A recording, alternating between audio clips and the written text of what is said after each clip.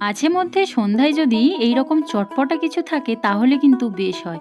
চলো আজকে বানাচ্ছি প্রোটিন ও ভিটামিনে ভরপুর ভীষণ হেলদি ও টেস্টি ছোলার চাট। তার জন্য প্রথমেই কিছুটা পরিমাণ ছোলাকে সিদ্ধ করে নিলাম।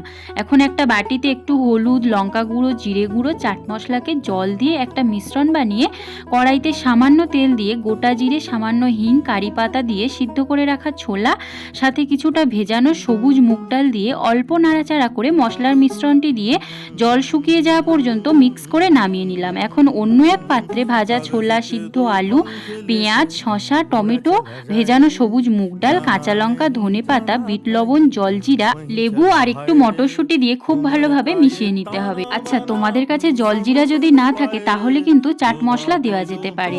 আমার কাছে ছিল তাই দিয়েছি। আচ্ছা, এই চাট দেখে কার কার জিভে জল এলো বলো তো?